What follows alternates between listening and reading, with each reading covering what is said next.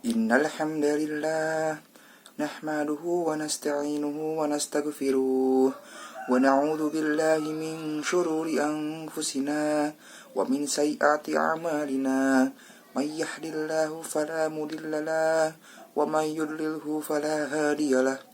Ashhadu an la ilaha illallah wahdahu la syarika lah wa ashhadu anna Muhammadan abduhu wa rasuluh. Qala Allah Ta'ala fil kitabihil karim. A'udzu billahi minasy syaithanir rajim. Bismillahirrahmanirrahim. Alhamdulillahilladzi anzala 'ala 'abdihil kitaba wa lam yaj'al lahu 'iwaja. Qayyiman liyundhira ba'san syadidan min ladunhu wa yubashshiral mu'minin alladzina ya'maluna sholihati anna lahum ajrun hasana. Shadaqallahul adzim. Pertama-tama marilah kita panjatkan puji serta syukur kita kehadirat Allah Subhanahu wa taala. Kita bisa dikumpulkan di tempat yang insyaallah dirahmati Allah. Lupa salawat serta salam semoga tetap tercurah limpahkan baginda raja Nabiullah Nabi Muhammad Rasulullah sallallahu alaihi wasallam. Tak lupa kepada keluarganya, kepada sahabatnya, para tabi'in-tabi'innya, dan sampailah kepada kita selaku umat akhir zaman. Ma'asyiral muslimin rahimakumullah. Dalam pandemi ini tentunya kita tidak akan bisa bergaul dengan orang-orang di sekitar kita. Tetapi kita pun bisa bergaul dengan orang-orang yang ada di rumah kita seperti orang tua, saudara, dan lain-lainnya. Dalam bergaul tentunya ada beberapa hal yang harus diperhatikan dan juga dibagi dalam 3 bagian, yaitu bergaul dengan orang yang lebih tua dari kita, bergaul dengan teman sebaya, bergaul dengan lawan jenis. Yang pertama, bergaul dengan orang yang lebih tua. Siapapun orangnya, jika umurnya lebih tua daripada kita wajib menghormatinya. Kita harus bisa mencontoh hal-hal baik yang dilakukan oleh orang tersebut. Tunjukkan rasa hormat kita terhadap orang tua. Karena kita sedang dalam masa social distancing, maka dari itu ini kesempatan kita untuk bisa membahagiakan atau membantu kedua orang tua kita di rumah dengan cara membantu meringankan pekerjaan rumah. Pokoknya jangan buat mereka kesal, apapun perintahnya lakukan dengan baik. Sesungguhnya ridho Allah itu terdapat pada orang tua. Nah, panggil dengan nama baik, nama yang dapat mengangkat derajatnya. Tunjukkan rasa hormat kita terhadap orang tua. Dan yang kedua, bergaul dengan teman sebaya. Kita harus bisa memilih teman-teman yang baik untuk kita, karena teman yang baik akan mempengaruhi kita dengan kebaikan juga. Jika kita bergaul dengan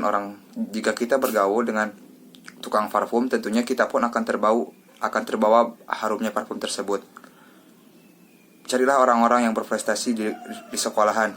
Kita bergaul dengan orang berprestasi, kita ikuti kemana dia pergi, buku apa yang dia baca, maka kita akan terbawa prestasi tersebut. Kita pun akan berprestasi di sekolah. Seperti halnya para tentara-tentara yang akan menghancurkan Ka'bah, dan sebagian tentara itu ada yang tidak berniat untuk menghancurkannya, tetapi ketika Allah memberikan azab kepada tentara tersebut, semuanya kena imbasnya. Ya, kita pun sama jika kita bergaul dengan orang-orang yang tidak pernah sholat, jauh dari Al-Quran, orang-orang yang jauh dari agama. Ketika Allah mengazab mereka, kita pun akan kena imbasnya. Contoh hal lainnya, kita bergaul dengan 10 teman perokok. Nah, kita pun tidak merokok. 1-3 hari kita hanya bisa menghirup asapnya saja. 1 bulan kemudian kita mencoba-coba 1 batang, 2 batang, dan 1 tahun kemudian kita menjadi seorang perokok.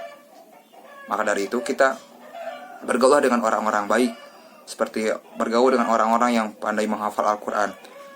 1 hari kita hanya bisa mendengarkannya saja. 1 bulan kita hanya bisa membaca Al-Quran, dan 1 tahun yang akan datang kita menjadi hafal Al-Quran. Yang ketiga, itu bergaul dengan lawan jenis. Bergaul dengan lawan jenis ada beberapa hal yang harus diperhatikan. Ada 4. Yang pertama, janganlah kau berdua-duaan tanpa mahram. Kita boleh berdua-duaan, tetapi harus ada mahramnya. Orang ketiga, orang keempat berkumpul berkumpul di situ semuanya. Nah, jika kita berdua-duaan, mungkin sesuatu hal akan terjadi, mulai dari senyum-senyum, kirim-kirim pesan, kirim cerita-cerita lucu, ketemuan, jalan-jalan, makan, dan sebagainya. Ketika semua selesai, maka dapat terjadi sesuatu hal yang tidak diinginkan. Yang kedua, janganlah bersolek-solek jahiliyah. Nah, tentunya orang Indonesia itu memiliki wajah, hidung, dan dagu yang biasa-biasa saja.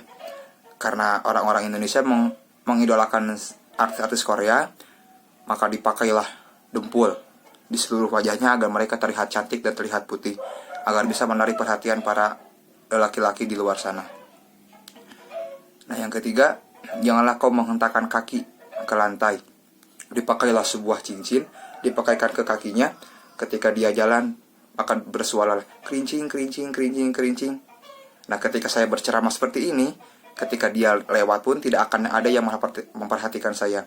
Semuanya akan tertuju pada wanita tersebut yang memakaikan kalung di kakinya dan dengan sengaja menghentakkan kakinya ke lantai.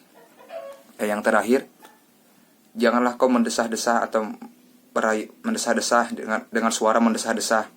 Karena disebutkan terdapat sebuah penyakit dalam hati dan pikiran manusia, seorang laki-laki, jika mendengar seorang perempuan yang bersuara mendesah-desah, maka otaknya akan error.